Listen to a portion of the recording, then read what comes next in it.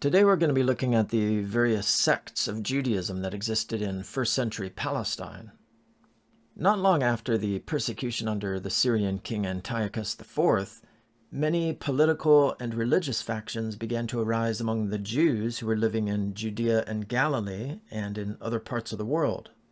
These factions were the result of various changes in circumstances, changes in Jewish leadership, influences of Hellenistic philosophy, developments in Jewish religious beliefs and practices, and the occupation of Judea by Rome and Rome's constant meddling in Jewish affairs.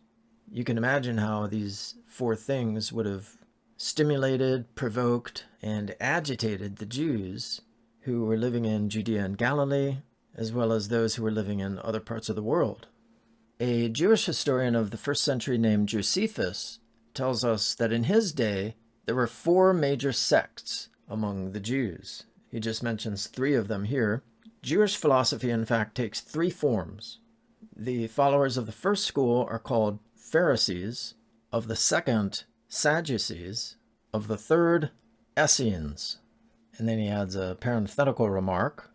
He says the Essenes have a reputation for cultivating particular sanctity, or a better translation might be, they seem to adopt a more serious kind of religious life. All right, let me say a little bit here about Josephus, since he's kind of the main source of information that we have for these first century Jewish sects. Josephus lived in about 37 to 100 AD. We're not totally sure when he died. That's what the circa is for. Circa means approximately. And so he may have died a little bit after, but somewhere around about 100 AD. The works of Josephus that are preserved today are the following. The Jewish War, which he wrote in about 75 AD, just a few years after the Jewish War against Rome, which was from about 66 AD to 70 was when the temple was destroyed. Then 72, I believe, is when the last holdout, the Masada fortress, was finally conquered. And then he wrote The Antiquities of the Jews, which is a very ambitious work. It attempts to give the whole history of the world up to his time. But he basically, for the early centuries and thousands of years, whatever, he's just following the books of the Bible. And then he has to kind of fill in some of the gaps at various points. And he does so with traditions, and sometimes he uses other authors, other historians. Then he also uses some apocryphal or intertestamental books, such as First Maccabees. So he sketches this history all the way up to his own time, culminating in the Great War with Rome, between the Jews and the Romans. And then as an appendix to that book, he wrote a Vita, which is like an autobiography or a life of himself, where he basically tries to explain his role in the war, because if you understand, Josephus actually began fighting on behalf of the Jews, but then at one point in the war, he turned himself over to the Romans and basically became an accomplice to help the Romans defeat the Jews. So you can understand that a lot of Jews have resented and disliked Josephus over the centuries, and for quite a long time they just didn't even bother reading him. And he's not mentioned in the Talmud, and so a lot of disregard for Josephus. Nowadays, Jewish historians and Jews who study the religious thought world of Judaism during the Second Temple period recognize that Josephus's writings are of immense historical value. Where was I? Okay, so then he also wrote a book called Against Appian, which is an apology. An apology. Now, an apology is not, oh, hey, look, I'm sorry for doing this. An apology back then was a defense. So in this particular book, he's defending Judaism against some of its critics, some oftentimes malicious and clearly spurious and false accusations against Jews and Judaism. So he tries to respond to a lot of those things. And then in the second book, he's basically setting forth the superiority of Jewish morality to the traditions of the Greeks and the Romans. The writings of Josephus are immensely important for our understanding of first century Judaism. Without these writings, much about Jewish history and culture would be very obscure or unknowable.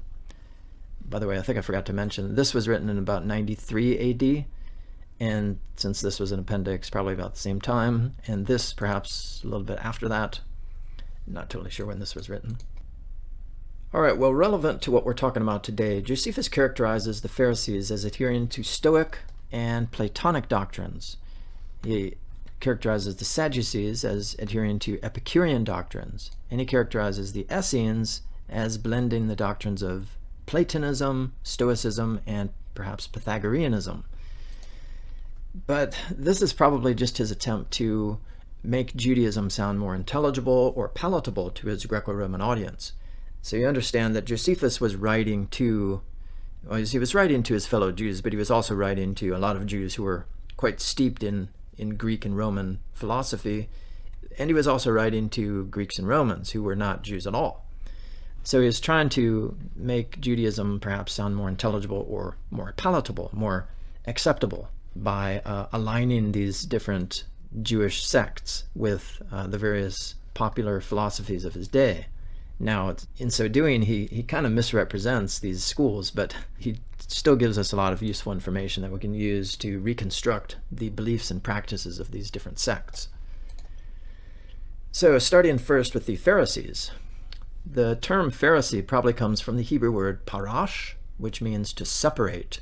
So they were the separate ones, and Josephus talks about them in these two portions of his two works, the War and the Antiquities. The Pharisees were very preoccupied with ritual purity. They engaged frequently in washing of their hands, and they kept themselves from others who were perceived to be unclean or sinful. They elevated the unwritten, quote, traditions of the elders. That's a phrase that shows up in the New Testament. They elevated those to the same authority as Scripture. So you can read about that in this text here. By the way, remember, you can always hit Control and then left click, and it'll bring up whatever this text is. You can see here. It just brings it right up, so it's very easy access. And I would like for you guys to read those if you are able. You don't have a book this semester, so I'd appreciate it if you tried to do a little bit of research here on this stuff. I've made it super easy for you by providing you with the hyperlinks. All right, well, there's some references there for you. Many of these traditions have been preserved in rabbinic writings like the Mishnah and Tosefta, the Palestinian and Babylonian Talmuds, and the various Midrashic commentaries of the Middle Ages. Now, I should probably say something here about what these books are. The Mishnah is a collection of oral traditions from the rabbis, most of which comment on the written law, by which I mean the 5 books of Moses. So basically, the Mishnah is the oral commentary on the written law of Moses. And according to both Josephus and the New Testament, the Pharisees had very high regard for these oral traditions, claiming that they were no less authoritative and binding than the written law. The Mishnah was codified or written down about AD 200. But it contains traditions that go back to the 1st and 2nd centuries. The Tosefta is usually seen as a supplement to the Mishnah, so it's usually thought to be slightly later, although there is a minority view that dates it to before the Mishnah. In any case, it's basically the same thing as the Mishnah. It's commentary on the oral law. And then there are 2 Talmuds. Talmuds, these are repositories of Jewish learning from the 1st through the 5th centuries AD. So the Mishnah was commentary on the oral law, and you could think of the Talmuds as being primarily commentary on the Mishnah. But the Talmuds also have a lot of other rabbinic reflections on a wide variety of topics, not just theological ones. The Palestinian Talmud is thought to have been compiled in the 4th or 5th centuries, and the Babylonian Talmud was probably codified in about AD 500. But as with the Mishnah and the Tosefta, the Talmuds contain earlier material. It can therefore often tell us a great deal about what was going on historically, philosophically, ideologically in 1st century Palestine when Christianity was getting started. And so you can get a better sense as to what sorts of people and Jewish ideas that Jesus and the New Testament authors were interacting with by studying some of these rabbinic sources. Now, one of the raging philosophical debates of the first century was whether or not human beings have free will, or whether they're just sort of acting out fated roles. According to Josephus, the Pharisees accepted the notion of fate, although they also affirmed that humans have the freedom to choose their own actions. Interestingly, when he talks about this, he uses the word hemarmene, a pagan term for fate, to talk about what the Jews in general and the Pharisees in particular would have no doubt referred to as providence. I hope you understand the difference between fate and providence. So this is another example of where Josephus is using the terminology of his Greek and Roman contemporaries in order to describe Judaism. In so doing, he's perhaps making Judaism sound more intelligible and intellectually respectable, but at the same time, he is really giving a distorted picture of what Judaism really is. The Pharisees believed in angels and spirits as well as the resurrection, referring here to the general resurrection that they thought would occur at the end of time, where all of the righteous would be raised from the dead. They also believed in the afterlife, but again, if you look at the way Josephus presents it, he makes it almost sound like they believe in some kind of transmigration of souls. Here he says, every soul, they maintain, is imperishable, but the soul of the good alone passes into another body, while the souls of the wicked suffer eternal punishment. So what does that mean? They pass into another body? That almost sounds like, like reincarnation or transmigration. So again, he seems to be presenting Jewish beliefs to his Greek and Roman audience in a way that would sound more acceptable to them, perhaps, because they didn't really like the idea of the resurrection of the body. They thought that was ridiculous. For Greeks and Romans, the body is just like it's like a prison. It's something that is perishable, it's weak, it's infirm, and why would you want to live forever in a body? That's just nonsensical. So here he presents the doctrine of the resurrection in a way that sounds almost like transmigration or something. And here it's maybe a little bit more honest. He says they believe that souls have an immortal force and that there are rewards and punishments under the earth for those who have led lives of virtue or vice. Eternal imprisonment is the lot of evil souls, and the good souls receive an easy passage to a new life. The New Testament portrays the Pharisees, along with the scribes, as hypocrites, who were often more concerned with the perceptions of others than with true love for God and their fellow man. You can read about that in Matthew 23. Jesus may have aligned himself quite closely with the Pharisees, although there are some connections too with the Essenes and even with the Sadducees for that matter. As we'll see, the Sadducees rejected the oral traditions of the Pharisees, and Jesus seems to have done the same thing. So Jesus seems to have had a lot in common with all of these different groups, or some things in common anyway. And there's a gnat that is flying around here in front of my screen that's just driving me crazy. Okay, well, let's move on to the Sadducees. The term Sadducee comes from the Hebrew tzaddik, which means righteousness or righteous. So Josephus talks about them in these two passages. The Sadducees were mostly of an aristocratic and high priestly class, and they were leaders among the Jews, and not so popular or respected with the people as were the Pharisees, at least according to Josephus. They rejected the oral traditions of the Pharisees, accepting only the written scriptures. They may have regarded the Torah as having less authority than other books, but a lot of people think that, I've heard people say that the Sadducees rejected all the other books besides the Torah, and I don't think that's true, but they may have regarded the Torah as having more authority, because, for example, when Jesus responds to the Sadducees, he only quotes from the books of Moses. But I think a lot of people have confused the Sadducees with the Samaritans, who did reject everything other than the Torah, as we'll see. Anyway, they also rejected belief in the resurrection and the afterlife. We get this both from Josephus and from the book of Acts, so that seems to be the case. And according to Josephus, they rejected the notion of providence and fate. Here again, Josephus uses this word here, hemarmene, which is a pagan term. He says they reject the notion of fate, placing all power to act good or bad within the individual's own free will. And then thirdly, we have the sect of the Essenes, and these have often been identified or at least associated with the Qumran sectarians. And we'll talk about who those were in just a minute. And the term Essenes is of uncertain etymology, but may derive from the Hebrew osei haTorah, doers of the law. We don't know for sure. Philo actually associates it with the Greek word hosioi, which means holy, but that's probably just nonsense. We don't really know what exactly this means. This is just basically a guess right here. Here's where you can read about the Essenes in both the works of Josephus and in Philo. The Essenes don't really get mentioned in the New Testament, although there is an Essene gate. So clearly the New Testament writers would have been aware of the Essenes, but they just don't really talk about them too much.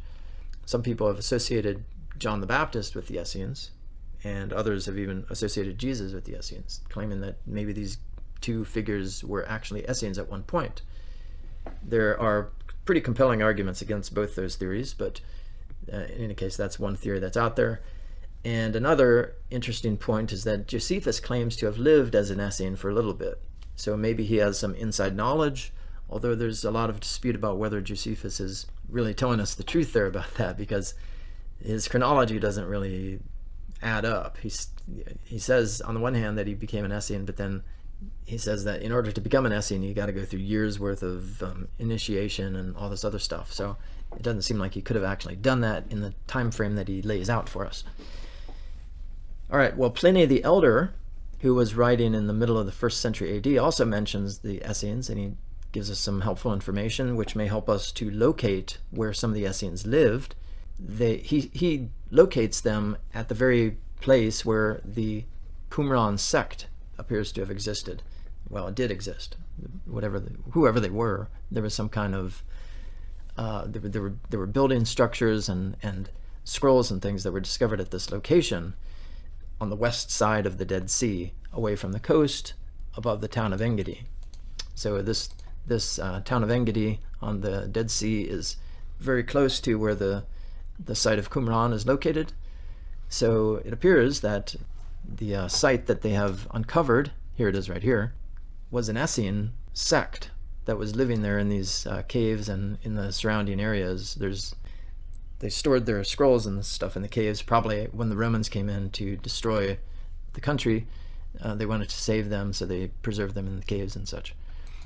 The group was apparently led at some point by a Zadokite priest, who is cryptically referred to in some Qumran sectarian works as the teacher of righteousness. Some interpreters think that he was a messianic figure. He is envisaged as being opposed to another figure who is cryptically referred to as the wicked priest. The latter figure may have been one of the Hasmonean priests who had usurped the priesthood from the Zadokites. Okay, the famous Dead Sea Scrolls, more precisely the Qumran Scrolls, are generally thought to have been part of the Essene library. Essenes are therefore often equated with the Qumran community. So again, here is the Essene library that was located in these caves, these various caves, and they were hidden in these vases and things. And so they discovered them, and they were still very well preserved, surprisingly, after 2,000 years, mainly because the desert is so arid that there's not a lot of bacteria that tends to grow there. Right. So moving on. The Essenes rejected the institution of slavery, and they lived very frugal lives with all their property in common, according to Josephus and Philo. Oh, by the way, Philo is another Jew who is writing in the 1st century. So he's very popular, more for the philosophy that he espouses in his writings. He's not so much a historian, although he did write some things that help us to understand Jewish history. Mainly people read him to understand what some of the various Jewish beliefs were at the time, and especially in their interpretation of Scripture. All right, the Essenes were strict Sabbatarians. Here's a quote from Josephus. He says, "The Essenes are stricter than all Jews in abstaining from work on the 7th day. For not only do they prepare their food on the day before, to avoid kindling a fire on that one, but they do not venture to remove any vessel or even go to stool." So they don't even go to the bathroom on the Sabbath. Well, they don't take a dump, but they might, I'm sure they would urinate, but they wouldn't do that. So, and then he goes into quite a bit of detail about how they do it on the other days when they do go to stool. They have a little hatchet that they carry with them, and they go outside of the perimeter of where they live, and they dig a hole, and they cover it up afterwards so that it won't be seen by the sun, which he says would be a shame to the sun, and it's very strange. Anyway, another important point about the Essenes is that they were very insular and secretive, having strict rules for membership and private meals. So some people have compared the private meals to the Eucharist, the Lord's Supper among Christians. I don't know how much similarity there is there, but there's that comparison that has been drawn. All right, and then Josephus has the following to say about what the Jews believe about the soul and the afterlife. This is kind of interesting. He says, "For it is a fixed belief of theirs that the body is corruptible and its constituent matter impermanent, but that the soul is immortal and imperishable, emanating from the finest ether. These souls become entangled, as it were, in the prison house of the body, to which they are dragged down by a sort of natural spell. But when they are released from the bonds of the flesh, then, as though liberated from a long servitude, they rejoice and are borne aloft.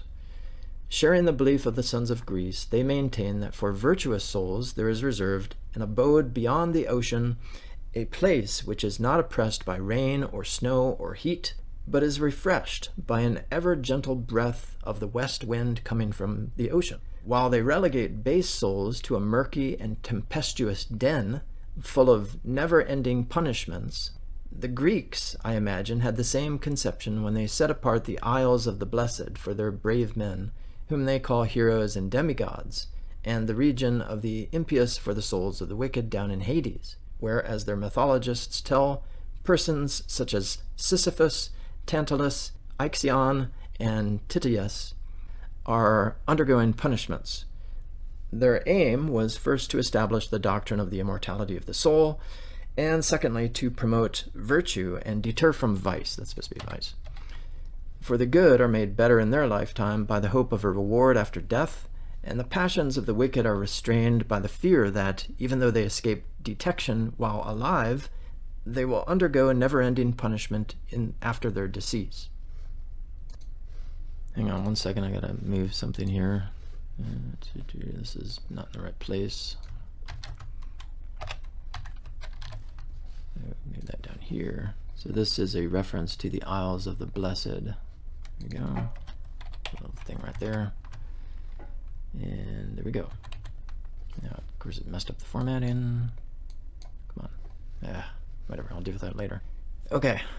Some Essenes lived in villages, although according to Philo, they didn't live in cities because cities is where there's too much corruption and such. So at most, they lived in villages, but they also lived in celibate monasteries, according to Josephus and Philo both. The excavated site at Qumran is usually thought to have been one of these monasteries. It was located in the desert or wilderness, and the reason is given in here in this text from the Dead Sea Scrolls. You could compare that with Isaiah 40 verse 3, where it says, "Make a way in the wilderness, prepare a way in the wilderness for the Lord." Anyway, the Essenes were highly dualistic in their philosophy. They use these phrases in their writings, the children of light, and those are often pitted against the children of darkness. The spirit of truth is pitted against the spirit of error and deceit. The Archangel Michael, who's kind of like a patron angel that helps the Qumran community in their struggles with Belial and Melchi-Resha. Melchizedek means the righteous one, the righteous angel. And Melchi-Resha means it's sort of like my king of righteousness and my king of wickedness.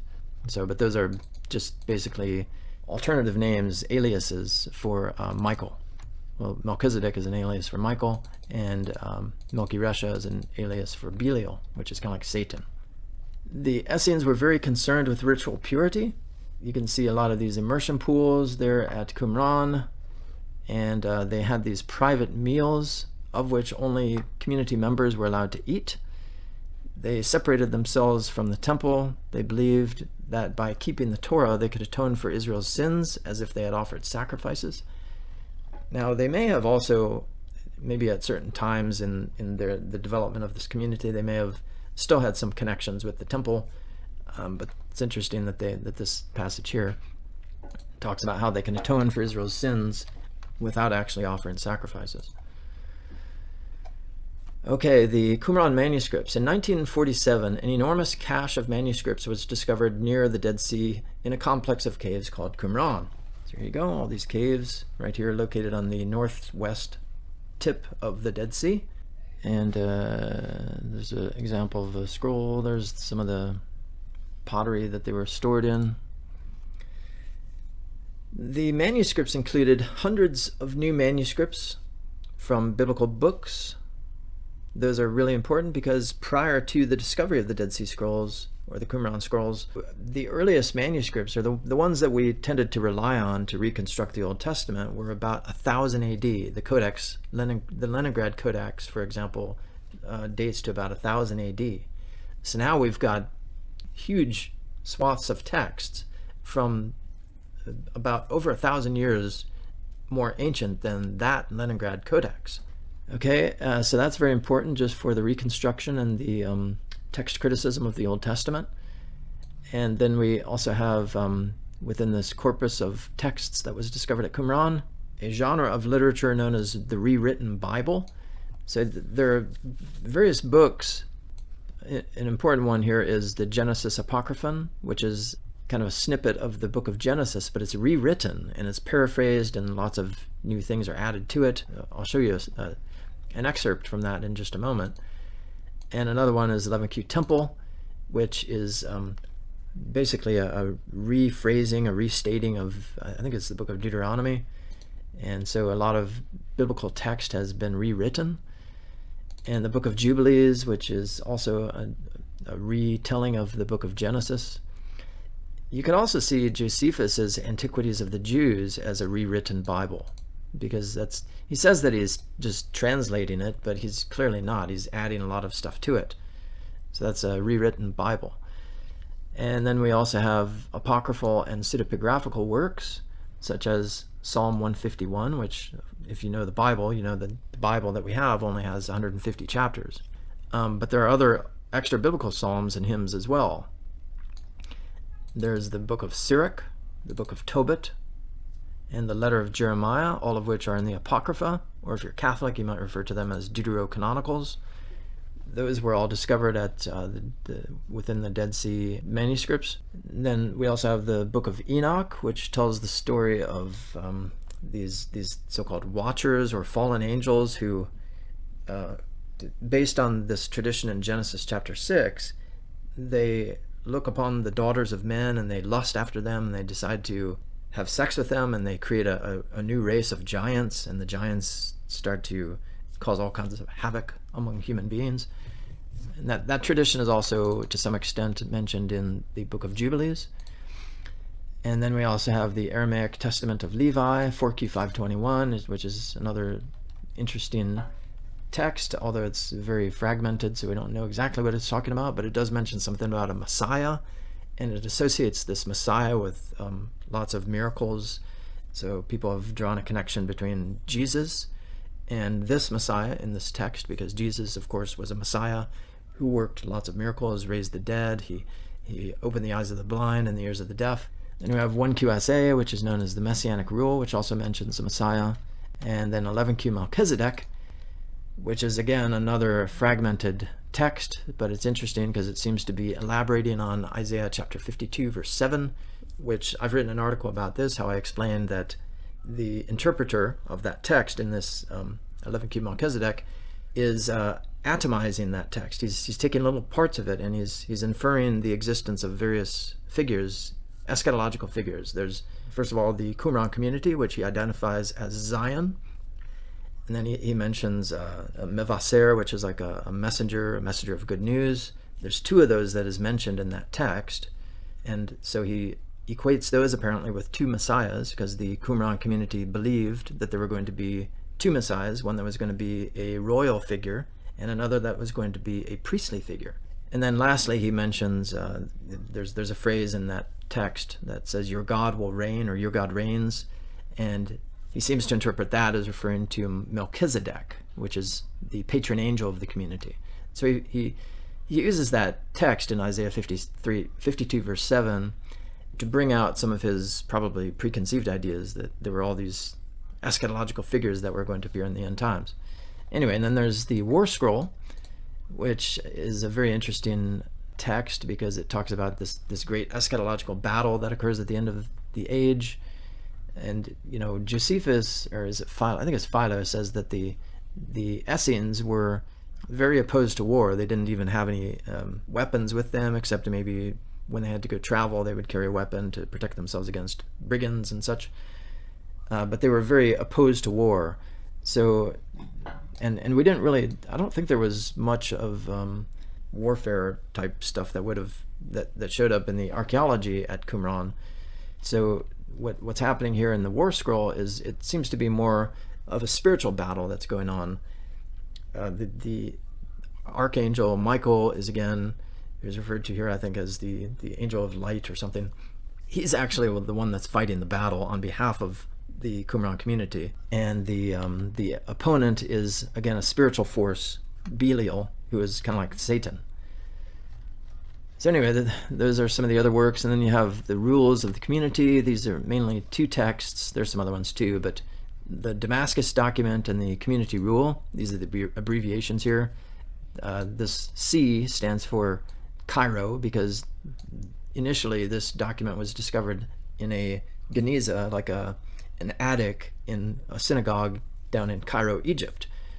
But then it also turned up in the Dead Sea Scrolls, so they weren't sure how to date it prior to that, but then when it was discovered at Qumran, they realized that it was definitely a much earlier document.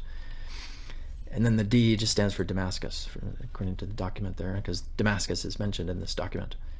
And then the community rule is another kind of, these are sort of like, if you're familiar with like monastic orders or something like that, it just kind of tells the rules. If you want to be in our group, you have to do these things. So it's very interesting because it goes into some of the requirements for being a member and what the practices were within the group, how to maintain purity and all those sorts of things. All right, and then there are Pesher commentaries. This word Pesher comes from a Hebrew term that just means interpreted. So what they would do is they would quote an excerpt of scripture, and then they would say, interpreted, this means da-da-da. So they refer to these commentaries as Pesher commentaries. And we have a few of them, not too many, unfortunately, but the one on Habakkuk is there, and Isaiah, and some others. There is liturgical material as well, songs of the Sabbath sacrifice, the Thanksgiving hymns. These are more just like hymns and things. Apparently they were used in worship. So here's this rewritten Bible thing, this Genesis Apocryphon. It's quite interesting. If you read the book of Genesis in chapter 12, there's a story about how Abraham, at a time of famine, he decided to sojourn in Egypt briefly. And when he went there, he was afraid that the Egyptians would kill him in order to take his wife, because his wife was so beautiful.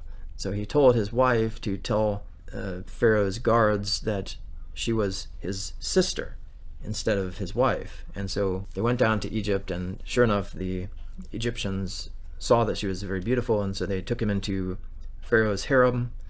And then Pharaoh was afflicted with something, and Pharaoh finally realized that it was because this woman, Sarah, was actually Abraham's wife. But that's pretty much all that's told, is that he restored Sarah back to Abraham, and then he was healed afterwards. But we don't learn anything more. So what the Genesis Apocryphon does is it sort of elaborates on that story, and I'll read it to you here.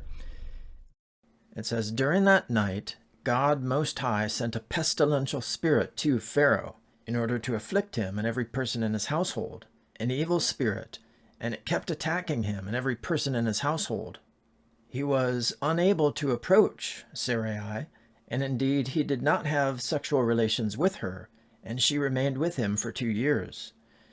At the end of 2 years, the afflictions and scourgings intensified and strengthened against him and against every person in his household. So he sent for and summoned all the sages of Egypt, and sent for all the magicians, along with all the physicians of Egypt, to see if they were able to heal him and the people of his household of this affliction. But none of the physicians, magicians, or sages were able to endure so as to heal him, because that spirit attacked all of them as well, and they fled. Now, this word wakat, that just means that the scribe has purposely left an empty space on the manuscript. All right, continuing. Now, I'm just going to pronounce this as Harkenosh. This is apparently some Egyptian official. It says, "Then Harkenosh came to me and asked of me that I should come and pray for the king and lay my hands upon him so that he might recover. For he had seen me in a dream." Harkenosh apparently had seen Abram in a dream. But Lot said to him, Lot was the nephew of Abram, "My uncle Abram is unable to pray for the king while his wife Sarai remains with him. So now go and tell the king he should send his wife away from himself back to her husband. Then he will pray for him, and he will recover." And we have another wakat. "When Harkenosh heard the words of Lot, he went and said to the king, 'All these afflictions and scourgings with which my lord the king has been afflicted and scourged are on account of Sarai, the wife of Abram. Let them now return Sarai to her husband Abram, and this affliction and purulent spirit will stop.' So the king summoned me and said to me, 'What have you done to me because of Sarai? You said to me, she is my sister, but she is your wife. I took her as a wife for myself. Lo, here is your wife. Lead her off, go, and depart from every city of Egypt. And now pray for me and for my family, and let this wicked spirit be exorcised from us.'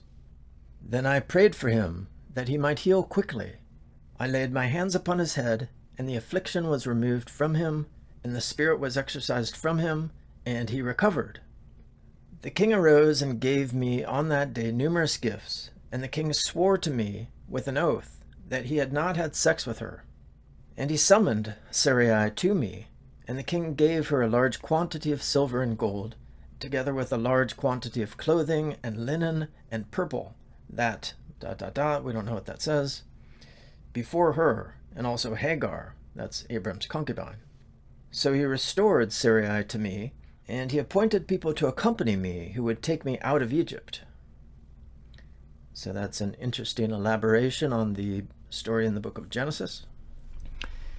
All right, so the Qumran scrolls, if you want to look at some digital copies of the scrolls, you can click on this link here, and you'll see that when you go here, you can actually look at, this is Isaiah chapter, what chapter is this? So we'll go to 53, I don't know. Nope, chapter 3. Well, anyway, I could, if I wanted to, I could go to 53, but you can just scroll through it like this, or you could go this way, although I don't think these numbers really match the English numbers for some reason. That is chapter 57, but it says it's within the range of 48 and 45, so whatever. Anyway, it's just an interesting link, and if you click on it, if you want to magnify it and make it bigger, you can do that. You can really zoom in. Oops, see that? And you can read it for yourself if you know Hebrew. All right, now the last of the Jewish groups, well, we're going to look also at the Samaritans, but the last of the groups that Josephus mentions as being the four philosophies of his day are the Zealots. Josephus refers to these as the fourth philosophy, and he says that they are of recent origin, which is kind of a way of saying they're not really important because they're just these new upstarts. Josephus doesn't like these Zealots. He blames the Jewish war on the Zealots. He claims that this movement originated with Judas of Galilee and a Pharisee named Sadduc, which looks a lot like Sadducee, doesn't it? He says that these two had stirred up the Jews after the Romans appointed Coponius as the governor of Judea, and after Quirinius, a Syrian legate, imposed a tax on Judea in 6 AD. Josephus says that Judas and Sadduc filled our civil government with tumults of present and laid the foundations of our future miseries by this system of philosophy. So you can tell he just really doesn't have much patience for the Zealots, and that really comes through, especially in his book on the Jewish war. He says, and eventually this philosophy led the Jews into war with Rome in 66 to 70 AD, which ended in just absolute disaster for the Jews. According to Josephus, the Zealots have an inviolable attachment to liberty and say that God is to be their only ruler and Lord. They also do not value dying any kinds of death. I don't know what's that. So hold on a second. Okay, I changed the translation here a little bit. There's two main translations of Josephus, and this one's a little bit easier to understand. So it says, they think little of submitting to death in unusual forms and permitting vengeance to fall on kinsmen and friends, if only they may avoid calling any man Lord. So they refused utterly to refer to anyone as Lord except God Almighty. And that sounds very similar actually to a lot of early Christians who refused to acknowledge Caesar as Lord. But of course Christians were different in that they did not take up arms and fight against the kings and magistrates of their day. All right. Probably the Zealots were not a unified sect in the way that Josephus presents them, but they were just more of a political ideology that attracted Jews from many different sects, or from all the different sects, from Pharisees, Sadducees, Essenes. Some of Jesus' disciples are even referred to as Zealots, or at least one of them is. Simon the Zealot, I think, is his name. All right, so then we also have the Samaritans. The Samaritans are the descendants of the people of the northern kingdom, the 9.5 tribes that split from Judah and Benjamin after Solomon's death. There's the big story of the divided kingdom, how that after Solomon's death, the 9.5 tribes decided to go their own way and form their own kingdom. And then, especially after the Assyrians exiled a lot of them from their land, they replaced the inhabitants with people from other countries, and so they seem to have been more of a mix of ethnic groups that had begun to live in that area. And so a lot of the Judeans despised the Samaritans, not only for that reason, but because they had different traditions. The Samaritans believed that you should worship God on Mount Gerizim instead of Mount Zion in Jerusalem, but I'll get to that in just a second. So the Samaritans were seen as a mixed race and apostates who worshipped God in an illicit way on Mount Gerizim in Shechem, where they had built a temple, rather than on Mount Zion in Jerusalem. Samaritans were largely hated by Jews of Jesus' day.